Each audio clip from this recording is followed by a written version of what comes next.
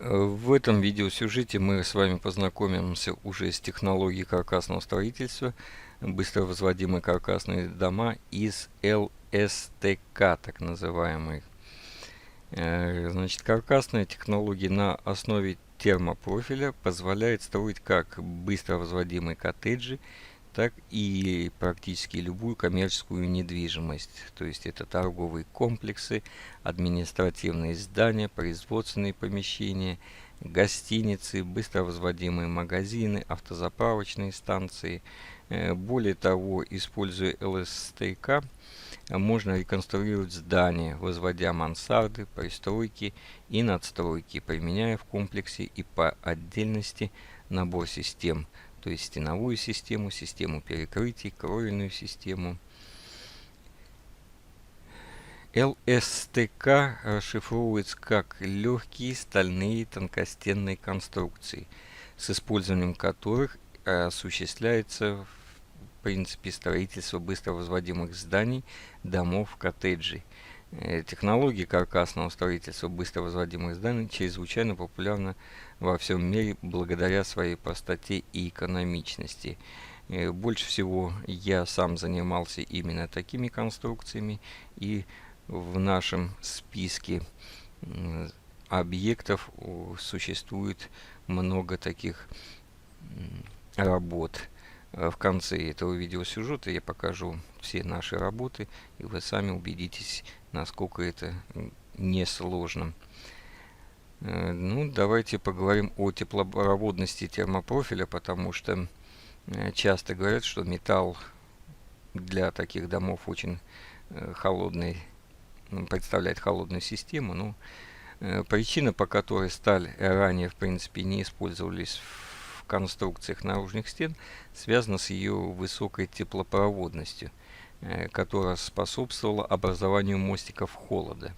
В конструкциях наружных стен применяются стальные термопрофили с минимальным поперечным сечением. Обращаю ваше внимание именно с минимальным поперечным сечением, в которых в шахматном порядке прорезаются сквозные канавки для увеличения пути прохождения теплового потока, что уменьшает теплопотери до 90%. Благодаря этому решению проблема теплопроводности как таковая ушла. Это подтверждено многочисленными исследованиями европейских фирм и большим опытом наших российских компаний. Сначала проектируется виртуальная модель каркасного дома, затем по ней составляется ведомость материалов и программа управления производством и линиями.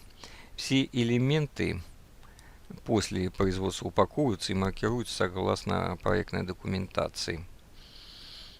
Это сама технология производства таких термопрофилей. И под готовый проект на производстве программа управляет уже оборудованием и нарезается по размерам. Свободная планировка – это также результат использования ЛСТК конструкции, позволяет устраивать чердачные перекрытия легкими фермами, балками пролетом до 9-12 метров. Оригинальные планировки возможны за счет способности конструкций перекрывать пролеты до 14 метров без промежуточных опор по кровле и до 8 метров по межэтажным перекрытиям. Внутреннее пространство каркасных стен и перекрытий идеально подходит под размещение коммуникаций, так же как и в каркасно-щитовых домах. Сокращение сроков строительства каркасного дома и как следствие его стоимости зависит еще и от степени оптимизации строительного процесса, в котором с применением ЛСТК для серийного строительства, например, коттеджный поселок с типовой застройкой или таунхаусы, возможно применять укрупненную сборку предварительно изготовленных в заводских условиях элементов здания. То есть, о чем это говорит? Готовые стены уже собираются на самом заводе, и на месте строительства уже устанавливаются целыми элементами сборного дома. Такая технология, конечно, позволяет минимизировать сроки строительства и каркасного дома и оптимизировать многие строительные процессы. Благодаря легкости каждого элемента каркасного дома и точности его размеров, сборка каркаса из ЛСТК на стройплощадке напоминает сборку конструктора больших габаритов. То есть бригада из 4-5 человек может собрать полностью каркас дома площадью порядка 150-200 квадратных метров за 5-7 дней. Для сборки всех элементов здания понадобится только шуруповерт, поскольку все элементы соединяются с помощью самосверлящих шурупов. Конструкция из ЛСТК отлично подходит для прокладки всех коммуникаций внутри стены, как я уже говорил. Это возможно благодаря тому, что компоненты стенового пирога соответствуют первой категории пожарной безопасности, то есть НГ. Итак, после всего вышеперечисленного сказанного, давайте с вами подведем итоги по преимуществам и недостаткам данных конструкций из легких стальных тонкостенных конструкций. Первое – это эффективное энергосбережение.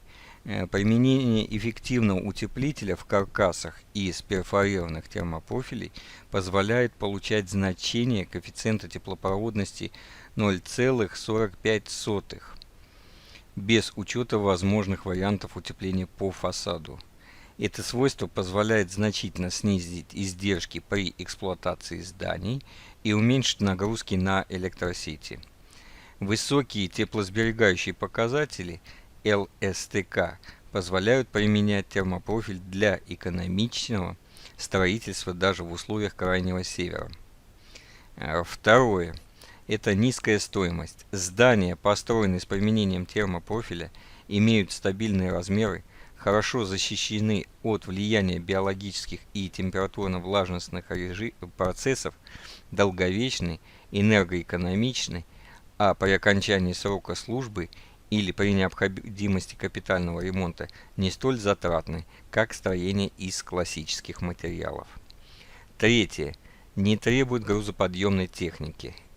Технология ЛСТК позволяет вести строительство в условиях тесной городской и загородной застройки без применения тяжелой грузоподъемной техники.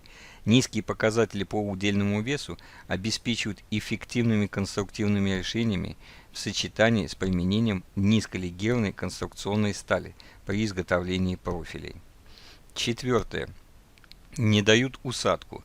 Конструкции из термопрофиля не дают усадку, что позволяет приступать к отделочным работам сразу после монтажа каркаса дома. Это значительно сокращает затраты времени и средств на строительство коттеджа. Пятое. Малый вес конструкции. Вес 1 квадратного метра несущего стального каркаса здания находится в пределах 30 кг, от 30 до 70, в зависимости от этажности здания.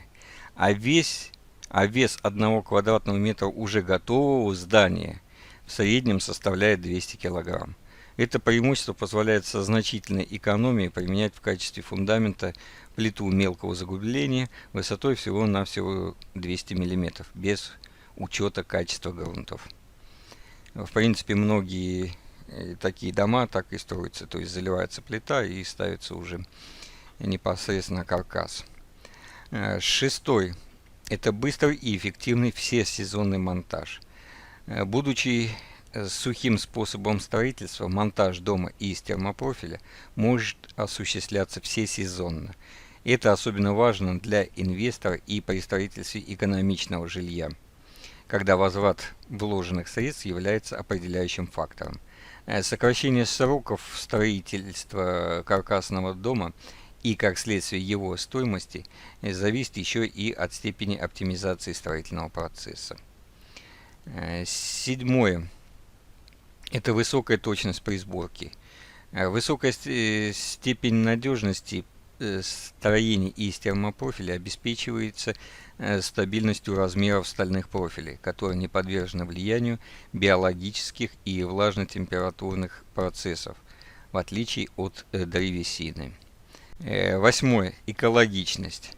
В составе конструкции зданий, построенных с применением термопрофиля, в качестве обшивки обычно применяются гипсокартоновые листы, либо стекломагнезитовые плиты, стекломагнезит еще называется, и минеральная вата на базальтовом волокне, вот, которые являются экологически чистыми. Производство, транспортировка, монтаж и эксплуатация каркасного дома требуют гораздо меньших энергетических затрат и не имеют синдрома больного здания, связанного с излишней влагой. Внутреннее пространство зданий является безопасной, эргономически и экологически комфортной средой за счет хорошей шумоизоляции и влаговоздухонепроницаемостью. Девятое. Пожаростойкость. Пожаростойкость конструкции обеспечивается использованием самыми современными негорючими материалами, имеющими высшую степень пожаробезопасности, и плитным материалом обшивки, количество слоев которого может быть подобрано оптимальным образом под конкретные противопожарные требования. Десятое. Стойкость к сейсмическим и прочим динамическим нагрузкам.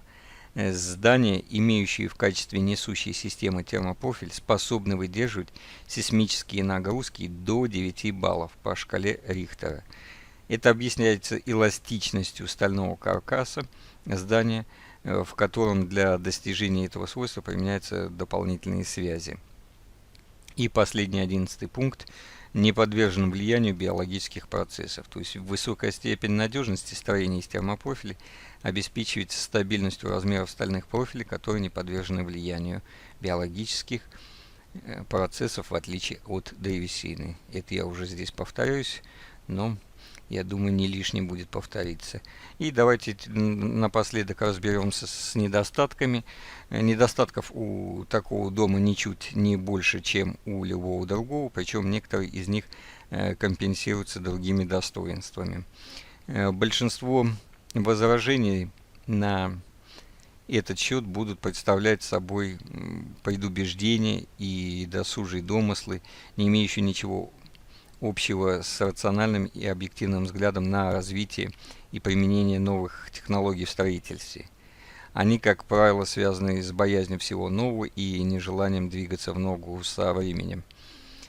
И выражаются людьми, которые ни дня не провели в таком доме. Бытует мнение, что дом, построенный по каркасной технологии, недолговечен. Однако, по оценкам финансовых организаций, предоставляющих суды, долговечность стальных конструкций составляет 70 лет. И те же самые финансовые организации на деревянной конструкции дают 50 лет. Стальные профили из горячей оцинкованной стали защищены от коррозии на протяжении всего срока службы здания. И согласно исследованиям английской компании, 275 граммов на квадратный метр цинка достаточно для обеспечения долговечности примерно в 100 лет. Ну, дело даже не в этом. Дело в том, что сейчас технический прогресс шагает так быстро, что едва ли наши дети будут жить в домах, которые мы построили 20 лет назад. Скорее всего, они построят новый, который будет отвечать современному на тот момент уже архитектурному стилю и техническим стандартам. Однако все же есть некоторые моменты, на которые призван обратить внимание данный раздел. Прежде всего стоит сказать, что хотя при сборке панели применяется специальный уплотненный армированный и влагостойкий гипсокартон, он сам по себе является сильным абсорбентом, и поэтому на этапе монтажа стеновых панелей нежелательно подвергать их длительному воздействию влаги. Для этого необходимо осуществлять наружную отделку незамедлительно после установки стен. Вот, в принципе, и все, что я хотел рассказать вам о быстро возводимых зданиях. Давайте напоследок еще рассмотрим расход затрат на конструкцию именно 1 квадратного метра таких стен, как и в предыдущем видеосюжете. по каркасным строительствам, я говорил, расход на квадратный метр также обходится где-то от 1000 до 1200 рублей за квадратный метр готовой стены. Ну, во всех случаях, где мы рассматривали с вами расход материала, сами понимаете, надо учитывать еще и расходы на монтажные работы или строителей, оплату работы строителей. Если вы сами решите все это делать, естественно, эти затраты уже минусуются. В любом случае, надо еще предусматривать и транспортные расходы, то есть по доставке материала на объект.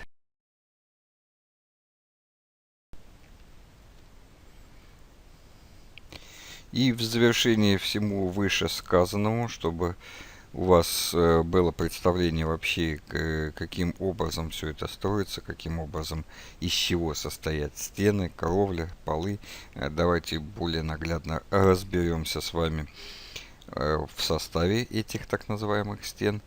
И потом я, как и обещал, покажу вам небольшую фотогалерею наших объектов, которые мы делали по данной технологии. Итак, вот таким вот образом выглядит крыша по технологии быстро возводимых зданий из термопрофилей. Вот мы видим, то есть здесь стойки. Стропильная система у нас тоже из термопрофиля собрана, как мы вот видим здесь. Ну, то есть обычная стропильная система собирается фермом. Опоры делаются на стоечные профиля. Дальше идет подшивка гипсокартоном с внутренней стороны, после чего идет у нас пароизоляционная защита. Дальше внутри находится утеплитель, укладывается, идет ветрозащитная пленка и укладывается так называемый шляпный профиль. Здесь он играет роль обрешетки, и на него уже в зависимости от того, какой вы материал выберете, обычно это либо металлочерепица, либо металлический профиль различные волны. Ну, это не суть важно, это уже, как говорится, на заказчика, на вкус заказчика. Вот таким вот образом выглядит сама кровля. На этой планировочке мы видим, из чего состоит уже, то есть принципиальная схема устройства панели пола, либо плиты и перекрытия, если это мансардовый дом или двухэтажный. Давайте начнем снизу вверх. Сам каркас, как мы опять же видим, состоит из направляющего термопрофиля, соединен и в продольном, и в поперечном сечении. Снизу подшивается гипсоволокно, либо гипсокартон. Обычно это два слоя. Дальше идет утеплитель. Следующий слой идет шумоизолирующая, шумопоглощающая прокладка. Потом идет опять же гипсоволокно, лист из гипсоволокна, который крепится на саморезы. И уже непосредственно внешняя отделка пола, будь то ламинат, линолеум, либо какие-то другие вещи, типа керамической плитки. Ну и непосредственно состав стены заключается опять же в каркасе из стоечного термопрофиля, как мы видим в вертикальном и в горизонтальном соединении между собой.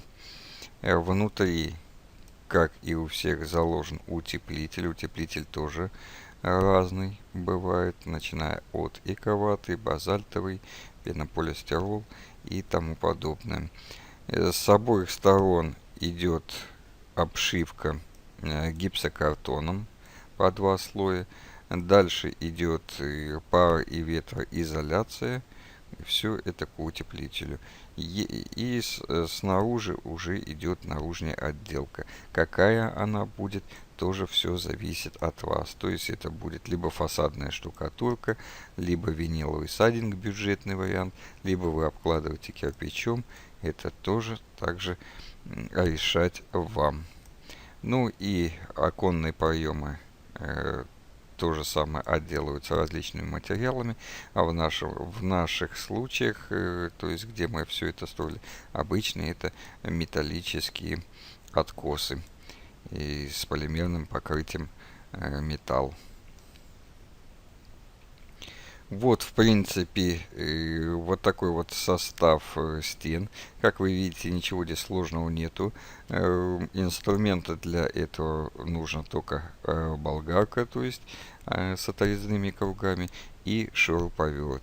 Больше практически для строительства таких домов никакого инструмента нет необходимости закупать. Еще, кроме всех, то есть мы рассмотрели с вами все виды на данный момент современных материалов, из каких материалов делаются дома. И я еще хочу заострить, и для этого сделал специально еще один видеосюжет.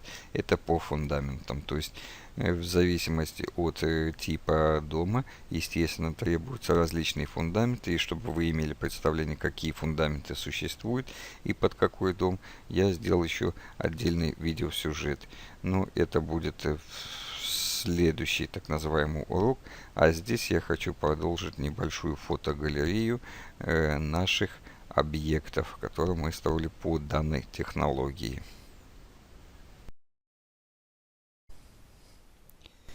Итак, первый сюжет, первое фото, это так называемые здесь гаражи и автомойка. Собраны они из сэндвич-панелей, и каркас собран из термопрофилей.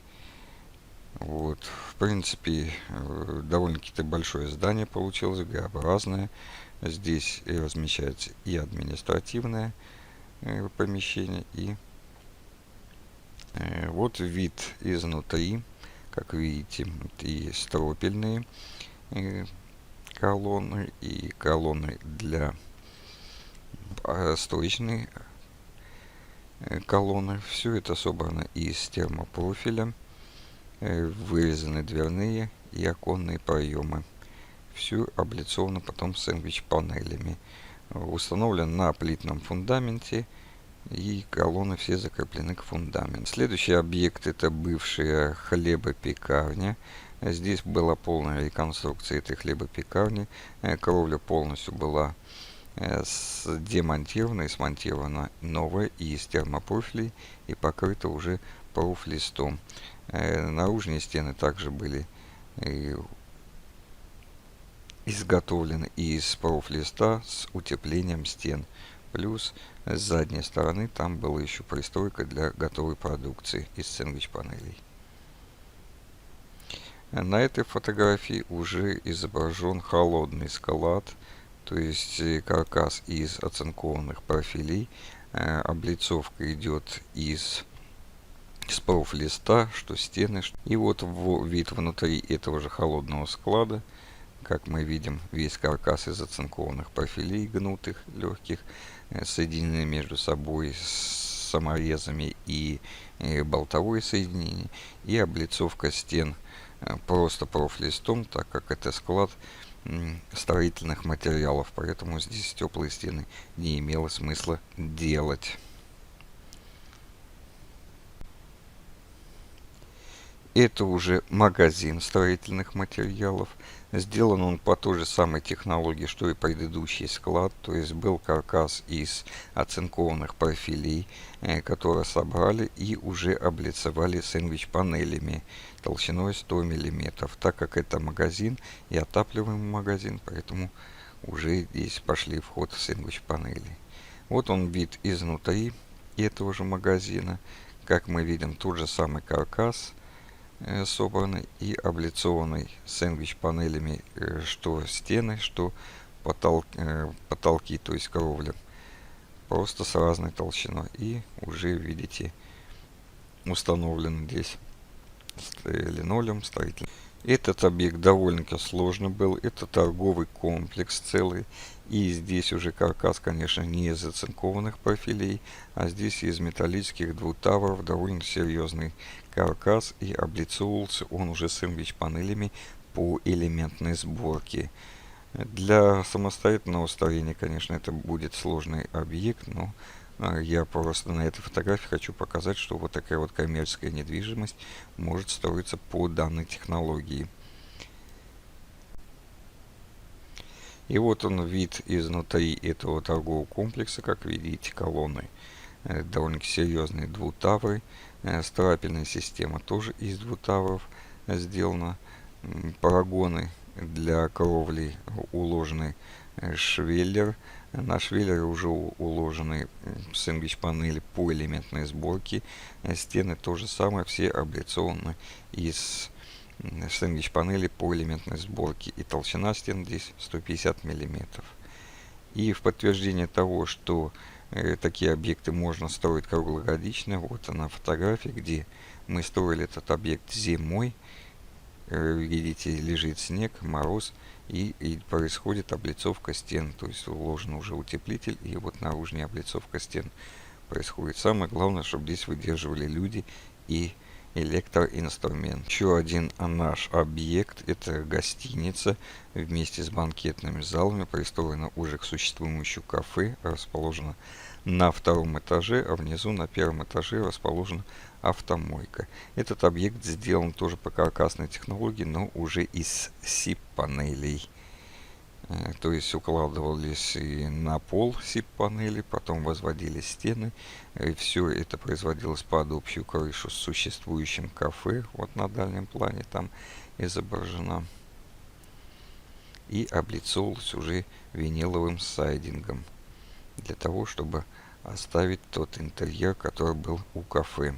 Вот он вид изнутри одной из комнат этого кафе. Как видите, здесь уже система отопления, установлены окна с подоконниками, но без внутренней отделки, поэтому вид еще не совсем красивый. То есть здесь и на полу, и стены, все. Вот по такой технологии жилые дома строятся. То есть это дом, его можно и использовать как для одной семьи, в одной стороне сделать гараж для машины, также и для двух семей. То есть его можно разделить перегородками пополам, и два разных входа для одной и для второй семьи.